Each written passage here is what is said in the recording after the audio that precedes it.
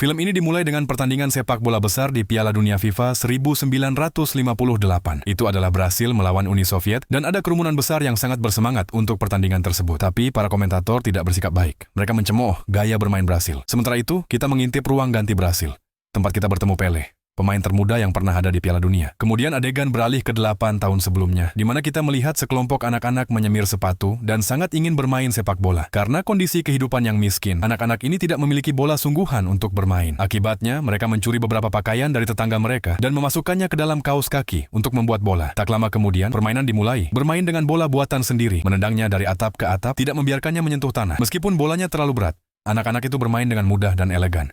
Tapi permainan berakhir di genangan air kotor.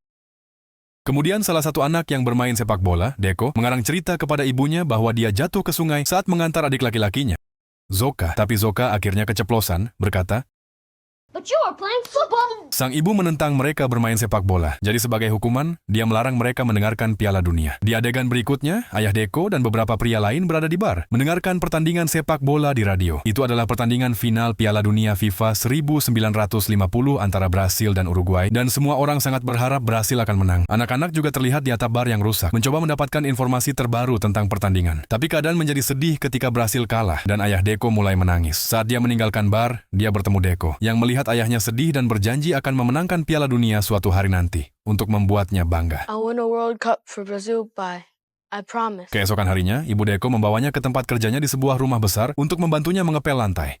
Dia bercerita tentang bagaimana impian sepak bola ayahnya hancur setelah dia cedera. They paid him nothing and dropped him as soon as he hurt his knee. No insurance, no severance. You think your father wanted to be a janitor, spend the rest of his life scrubbing toilets? Dia khawatir Deco juga akan terluka, itulah sebabnya dia tidak ingin dia bermain sepak bola. Begitu dia keluar dari dapur, sekelompok anak laki-laki kaya datang dan mulai membicarakan turnamen yang akan datang. Mereka menyebutkan bahwa seorang manajer sepak bola terkenal, Waldemar De Brito, akan berada di sana untuk mencari pemain untuk klub sepak bola terkenal bernama Santos. Anak-anak kaya itu dengan gembira membayangkan diri mereka sebagai pemain sepak bola terkenal. Deco mencoba bergabung dengan percakapan mereka dan menyebutkan nama pemain sepak bola lokal, Bailey, tapi salah menyebutnya Pele. And I'll be like Mazzola. And I'll be like Pelé! Anak-anak lain mengolok-oloknya dan mulai menggodanya dengan nama Pele. Who the heck's Pelé? Goalkeeper for Vasco. Bile, Bisu. His name's Bile. We can call this boy Pelé. Kemudian kapten tim mereka, Jose, menendang bola dan menjatuhkan ember Deco. Saat itu juga, Ibu Deco kembali dan meminta maaf atas perilaku putranya, meskipun dia tidak bersalah. Sebelum pergi, Deco mengambil selembar koran yang dibawa oleh anak-anak itu yang menyebutkan turnamen sepak bola. Deco mengumpulkan timnya untuk bermain di turnamen. Namun, saudaranya mengingatkannya tentang janjinya untuk menyemir sepatu hari ini. Meskipun demikian, Deco tetap gigih. Mereka mendekati para penyelenggara dan mendaftarkan diri mereka di turnamen. Awalnya, mereka kesulitan menggunakan bola sungguhan yang jauh lebih ringan dibandingkan dengan bola buatan mereka. Why did it go so far? It's full of air! Namun, pada akhirnya, tim itu mulai beradaptasi dengan kondisi baru. Mereka membuat seragam buatan sendiri dari spray. Wait, you knit these? Well, so technically. Meskipun mereka terlihat miskin dan tidak memiliki perlengkapan sepak bola yang layak, Deco dan teman-temannya menunjukkan keterampilan luar biasa yang mengungguli hampir semua tim lain di turnamen. Mereka maju ke final, di mana mereka menghadapi kelompok anak laki-laki yang sama yang sebelumnya mengolok-olok Deco di tempat kerja ibunya. Anak-anak ini lebih tua dan dilengkapi dengan lebih baik, mengolok-olok tim Deco dengan julukan The Shoeless Ones. Team number 7. Hey, they are called the shoeless one. Karena mereka bermain tanpa sepatu sepak bola yang layak. Hinaan ini mendorong tim Deco untuk menjadikan mendapatkan sepatu sebagai prioritas utama mereka untuk pertandingan berikutnya. Untuk mendanai rencana mereka, kelompok itu memutuskan untuk mencuri kacang untuk dijual demi uang untuk membeli sepatu bekas. Namun, rencana mereka hampir gagal ketika seorang penjual kacang melihat mereka dan mengejar. Meskipun hampir tertangkap, Deco dan teman-temannya berhasil melarikan diri. Mereka sampai di pasar, untuk menarik lebih banyak pelanggan, mereka menawarkan semir sepatu gratis untuk setiap pembelian 2 bungkus kacang. Saat kelompok itu menjual kacang kepada publik, kelompok finalis anak laki-laki itu datang dan mulai menghina mereka lagi. Mereka mengolok-olok semua orang di tim Deco. Hey, Pelé, how much for a shine? Don't call me that. Or what? Or you got problems. Who, Fatty and his sister? Hey, Yudi's not a girl. Then why is he needing 4 eyes? Deco menjadi marah dengan hinaan mereka dan memukul pemimpin mereka, yang mengakibatkan perkelahian antara kedua kelompok. Ayah Deco melihat ini tetapi tidak campur tangan. Di rumah, Ibu Deco menegurnya tentang memar-memar, yang dia bohongi bahwa gurunya memukulinya. Ibunya menjadi marah dengan guru itu dan bersedia mengunjungi sekolah besok untuk berbicara dengan gurunya. Untuk membantu putranya, Ayah Deko menawarkan diri untuk berbicara dengan guru itu. Keesokan harinya, ayah Deko mengantarnya ke turnamen. Di jalan, dia bertanya mengapa dia berkelahi. Setelah mengetahui bahwa anak laki-laki itu mengolok-oloknya, ayah Deko memberitahunya bahwa jika dia ingin bermain secara profesional, dia tidak bisa malu dengan siapa dirinya. Mengetahui bahwa ayahnya berada di sisinya, Deko menjadi senang. Hari besar akhirnya tiba. Deko memperhatikan bahwa salah satu temannya tidak memakai kacamata. Takut dipanggil empat mata. Teman lain memakai topi untuk menyembunyikan rambut panjangnya. Bocah gemuk itu membawa sepatu bot bekas, tetapi ukurannya terlalu besar. Semua orang yang hadir bersorak untuk anak-anak kaya, tapi pembawa acara menyebut tim Deko The Shoeless Ones dan menyebut kapten mereka sebagai Pele. The Shoeless Ones, led by Captain Pele. Deko menjadi marah, tetapi rekan satu timnya menenangkannya. Pembawa acara juga memperkenalkan tamu bintang mereka kepada penonton, Waldemar de Brito, yang mencari bakat untuk klub sepak bola Santos. Sepatu bot yang tidak pas menghambat kecepatan Deko dan timnya, menempatkan mereka pada posisi yang tidak menguntungkan. Memanfaatkan kesempatan ini, tim lawan mencetak gol demi gol dan membuat skor menjadi 6-0. Deko dan timnya putus asa dengan situasi ini dan sangat marah pada lawan mereka karena bermain curang. Deko yang marah mencoba menyerang lawan karena memanggilnya Pele, tetapi berhenti setelah melihat ayahnya di antara penonton. Dia mengingat kata-kata ayahnya tentang tidak malu dengan siapa dirinya. Dia memutuskan untuk membuang sepatu yang tidak nyaman itu dan memainkan permainan seperti yang mereka lakukan di jalanan mereka. Setelah mendapatkan bola, dia memejamkan mata dan mengenang bermain di lingkungannya. Dengan terampil bermanuver di sekitar lawan, dia mengejutkan kerumunan dengan gerakan mengesankan dan mencetak gol pertama. Tindakannya menginspirasi rekan satu timnya, menunjukkan kepada mereka bahwa mereka tidak perlu malu. Mereka semua mengikuti, melepas sepatu bot mereka yang kebesaran, dan bermain dengan cara mereka sendiri. Tiba-tiba, permainan berubah secara dramatis, dan tim Deko mulai mendominasi, membuat tim lawan tidak berdaya. Setiap rekan satu tim Deko berhasil melewati lawan mereka dan mencetak gol, membuat skor menjadi 6-5. Sayangnya, pertandingan berakhir dan tim Deko kalah. Namun demikian, kerumunan terkesan oleh penampilan mereka yang menawan. Mereka mulai meneriakkan nama Pele.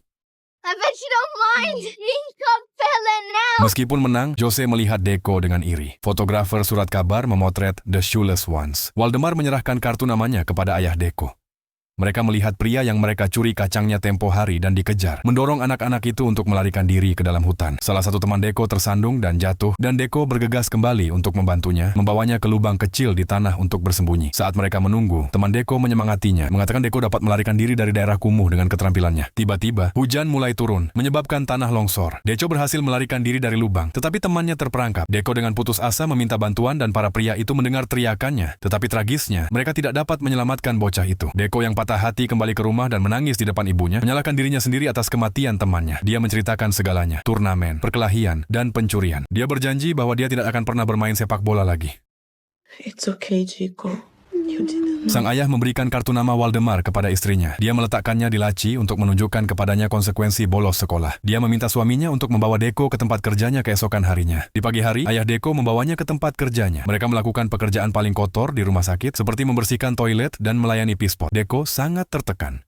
Bertujuan untuk mengalihkan perhatiannya dari tragedi temannya, sang ayah mencoba menghibur Deko dengan menunjukkan beberapa keterampilannya saat dia bermain dengan mangga. Dia memberitahu Deko bahwa ketika dia masih muda, dia menggunakan mangga hijau untuk berlatih menembak dan yang matang untuk keanggunan. Deko mengabaikannya, menepati janji yang diberikan kepada ibunya. Deko menolak untuk bergabung dengan teman-temannya bermain sepak bola. Dia bahkan membuang koran dengan foto mereka. Ibunya memperhatikan bahwa mata Deko kosong. Suatu hari, sang ayah mencoba menembakkan mangga ke dalam tempat sampah, tetapi tampaknya gagal. Deko tidak bisa menahan diri dan menembakkan mangga tepat ke dalam tempat sampah. Ayahnya kemudian mengungkapkan bahwa dia hanya berpura-pura canggung dengan menembakkan mangga ke tempat sampah terjauh. Terinspirasi, Deko bergabung dengan ayahnya dalam berlatih dengan mangga.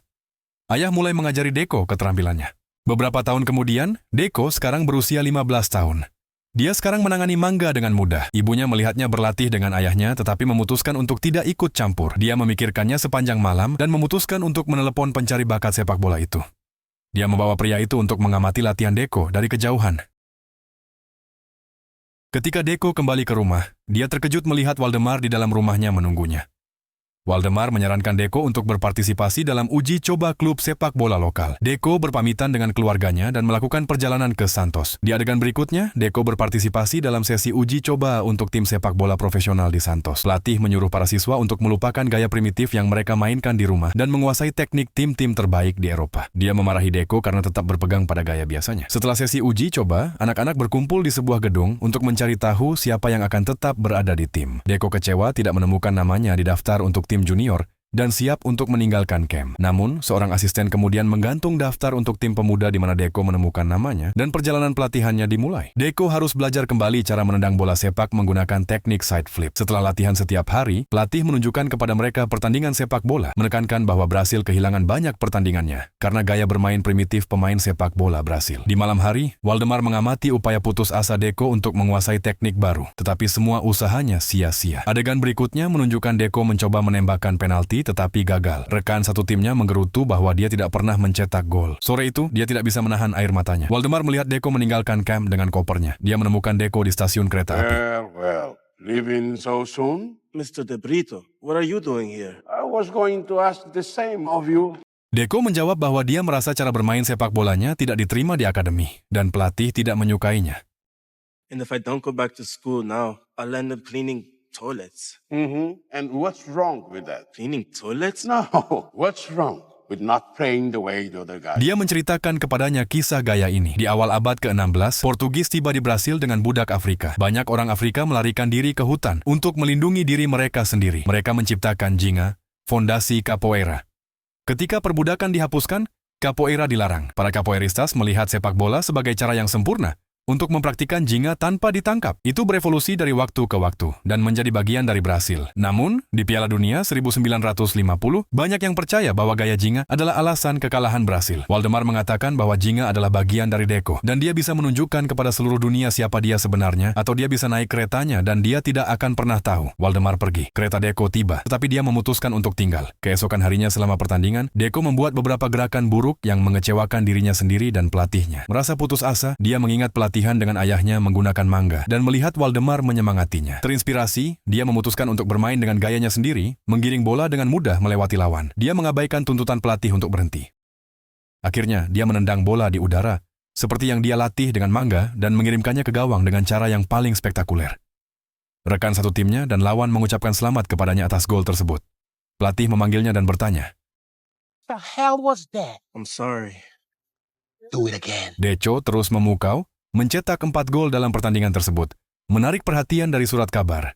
Meskipun menjadi pemain termuda di tim, dia mulai membangun reputasi untuk dirinya sendiri. Sementara itu, ayahnya mendengarkan setiap pertandingan, bersorak bangga atas pencapaian putranya. Suatu malam, Waldemar mengamati Deco berlatih tendangan dengan teknik lamanya. Dia terkejut melihat Deco gagal mencetak gol, tetapi kemudian dia menyadari bahwa Deco sengaja menembak ke mistar gawang dengan semua bola.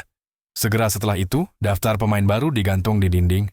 Deco tidak dapat menemukan namanya di sana, tetapi ternyata dia telah dipromosikan dari tim junior ke tim pro. That's the wrong list, Chico.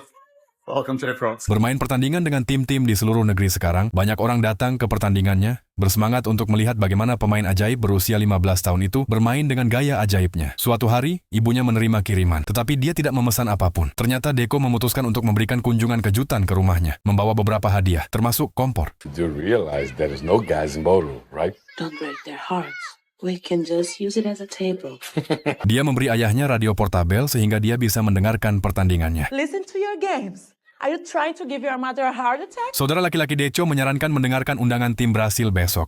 Tetapi ibu mereka mengingatkannya bahwa dia harus berada di sekolah pada saat itu, dan ayahnya harus bekerja. Deco memberitahu semua orang bahwa tidak ada gunanya mendengarkannya karena dia terlalu muda untuk berada di tim nasional. Meskipun demikian, mereka dengan gugup mendengarkan pengumuman skuad nasional Brasil untuk Piala Dunia 1958. Deco tidak punya harapan untuk terpilih untuk tim nasional, dan yang mengejutkan mereka, Deco terpilih. What's going on out there?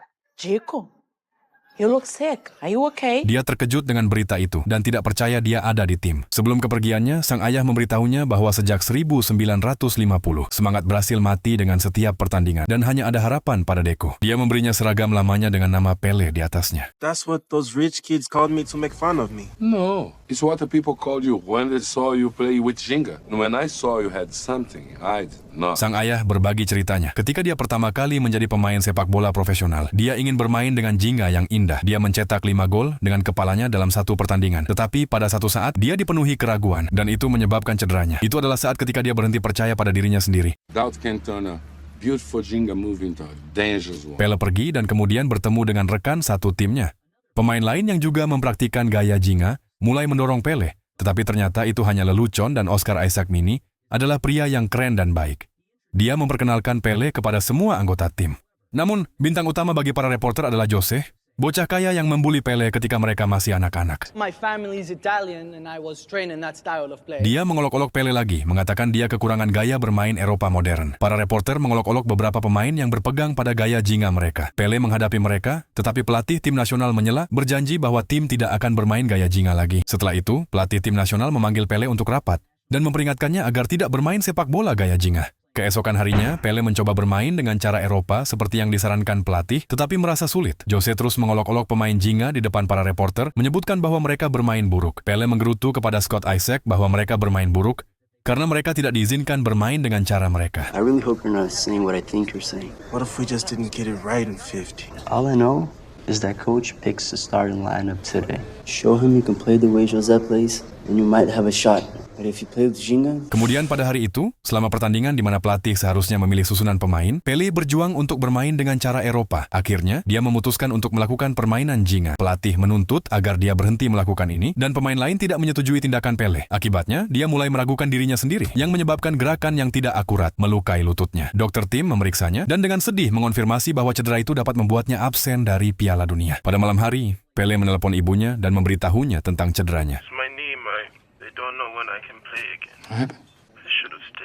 Ibunya terkejut mendengarnya, tetapi masih mendorongnya untuk memiliki keyakinan dan menjaga dirinya sendiri. We made that choice together and it was the right choice. Your father and I love you no matter what. Keesokan harinya, dokter tidak bisa mengatakan berapa lama waktu yang dibutuhkan bagi Pele untuk pulih dari cedera. Tetapi sudah terlambat untuk menggantikan Pele. Jadi pelatih memutuskan untuk membawanya ke Swedia. Para reporter terus mengolok-olok gaya Jinga, menyebutkan bahwa salah satu pemain Brasil melukai dirinya sendiri saat mencoba bermain dengan gaya Jinga. Piala Dunia dimulai dan tim Swedia mengolok-olok tim Brasil karena ukurannya yang kecil dan gaya primitif. Meskipun banyak bicara, Jose tidak mengatakan apa-apa untuk membela mereka. Dokter merawat cedera Pele dengan obat tradisional Brasil. Dia menyebutkan bahwa para wasit di sini menyimpan bola setelah setiap pertandingan dan berjanji untuk membawa bola kemenangan ke Brasil kali ini. Pele mulai pulih perlahan. Sementara itu, tim Brasil berhasil memenangkan beberapa pertandingan awal. Karena pertandingan terlalu brutal dan kompetitif, beberapa pemain dari tim cedera, termasuk Jose. Pelatih bertanya kepada para dokter tentang cedera Pele.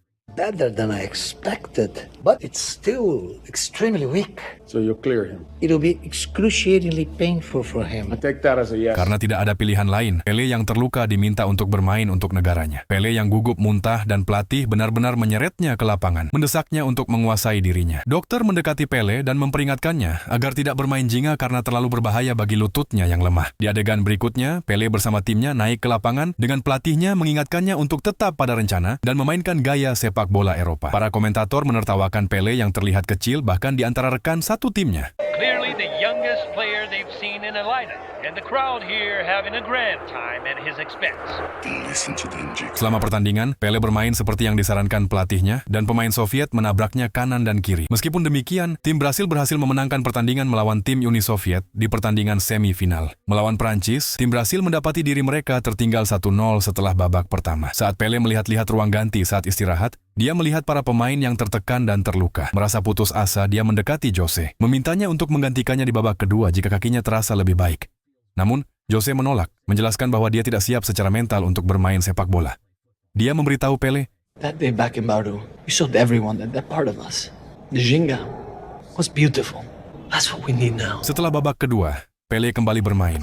Dan ketika dia melewatkan operan, dia melihat Jose yang mengangguk padanya dengan tegas. Pele kemudian menyerang bola dan mulai menggiring bola di antara para pemain dengan mudah dan sempurna. Pelatih memerintahkannya untuk mundur, tapi Pele tidak mendengarkan. Penonton terkejut saat Pele dengan terampil memantulkan bola di atas para pemain, mencetak gol yang luar biasa untuk timnya. Sementara itu, ayahnya bersorak bangga untuknya di depan TV di bar. Karena skor imbang, Pele melanjutkan untuk mencetak 2 gol lagi, mengamankan kemenangan untuk timnya dan mengamankan tempat mereka di final. Sekarang, alih-alih mengolok-oloknya, para komentator memanggil Pele pemain ajaib berusia 17 tahun. Setelah pertandingan, sang ayah pulang dan menyatakan bahwa putra mereka merasa lebih baik dan bahkan mencetak 3 gol. Saat pertandingan final melawan Swedia semakin dekat, pelatih nasional Brasil mengumpulkan tim untuk rapat dan memerintahkan tim untuk memainkan gaya sepak bola Eropa. Dia mencoba mengajari mereka beberapa taktik strategis dan merekomendasikan mereka meniru formasi yang digunakan oleh pemain Swedia. Dalam pelatihan, dia mencoba membuat para pemain bermain dengan formasi, tetapi tidak melihat peningkatan dalam permainan. Coach, What?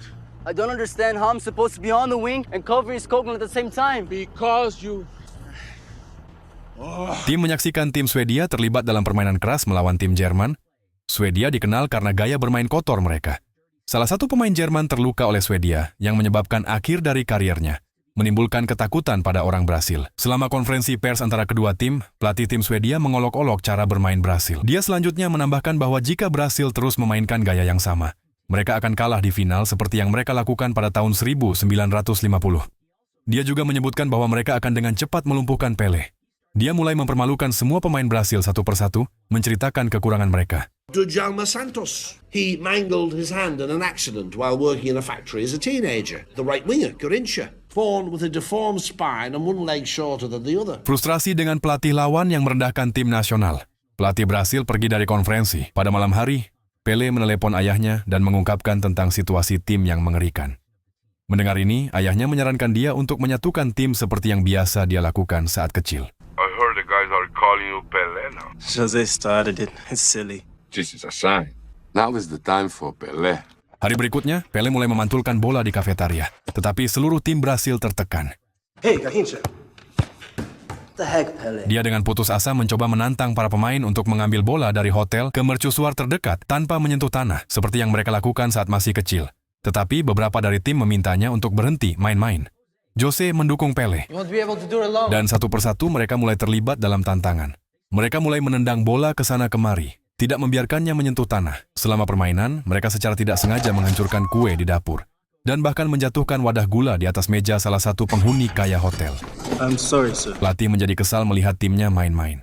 Mereka berhasil mengeluarkan bola dari hotel tanpa menyentuh tanah, tetapi Pelé gagal melakukan tendangan terakhir dan jatuh ke air. Keesokan harinya, pelatih mengumpulkan tim dan mengakui kesalahannya karena mengajari mereka formasi dan gaya Eropa lainnya. Dan kemarin, saat mereka mengejar bola di sekitar hotel, dia menyadari bahwa Ginga adalah gaya mereka. Itu membuat sepak bola Brasil unik dan spektakuler. Dia menyarankan agar tim bermain di final dengan gaya mereka sendiri dan menunjukkan kepada dunia keindahan sepak bola Brasil.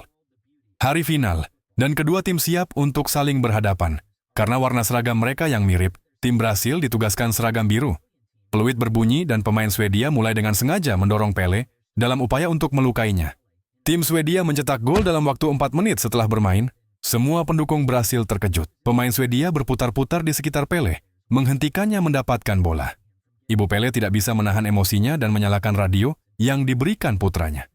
Tetapi segera, pemain Brasil menenangkan diri dan Pelé membantu mencetak gol pertama untuk tim. Satu demi satu, tim Brasil mencetak gol dan begitu juga Pelé.